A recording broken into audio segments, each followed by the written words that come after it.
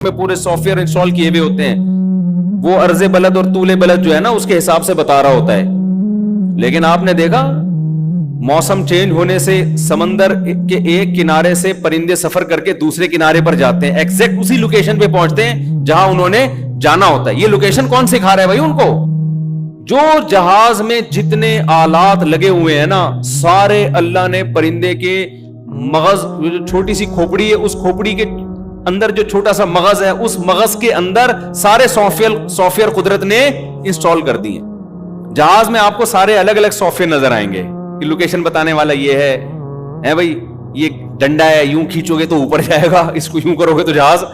میں نے جہاز میں آگے بیٹھ کے بھی سفر کیا ایک دفعہ پائلٹ کے ساتھ نا, تو بڑا خطرناک سفر ہوتا ہے. آگے بیٹھ کے کبھی سفر نہیں کرو, کمزور دل والوں کے. جو نیچے جا رہا ہوتا ہے نا, اب آدمی کہتا ہے پالتو جلال تو آئی بلا کو ٹال دو, مرے گا بیٹا. بڑا خطرناک منظر ہوتا ہے جو جب جہاز لینڈ کرتا ہے.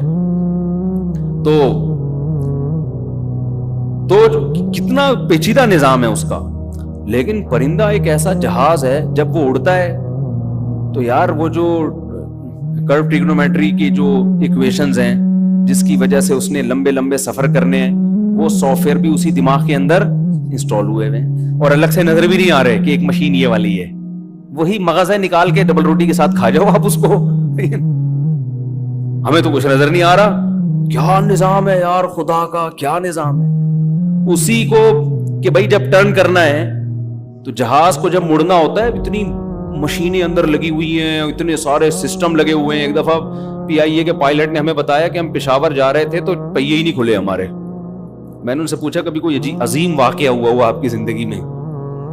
انہوں نے 15-20 سال پرانا واقعہ بتایا کہ پی آئی اے کا جہاز جا رہا تھا پشاور, اور پی آئی اے والے ناراض نہ ہو جائیں, وہ پھر کہتے ہیں آپ ایسی باتیں کیوں کر رہے ہیں, وہ پہیے ہی نہیں کھلے.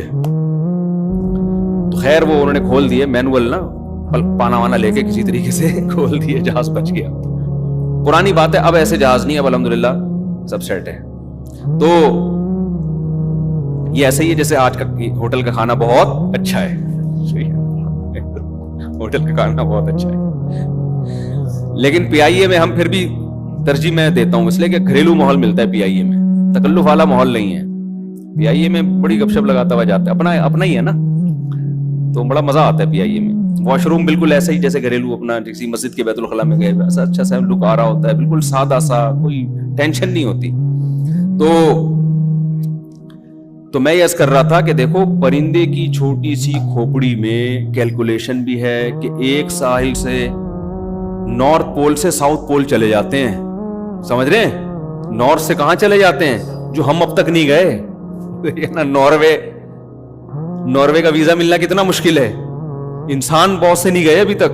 پرندہ وہ زمین جب ادھر کو گھومنا شروع کرتی ہے نا, ادھر برف آنا شروع ہو گئی ہے اس ساؤتھ پول کی طرف, تو پرندے موو کرنا شروع کرتے ہیں نارتھ پول کی طرف. کتنا لمبا راستہ ہے, پرندوں کو بتایا کس نے بھائی نارتھ کو ٹرن مارو, وہاں موسم کیا ہوگا, صحیح ہو.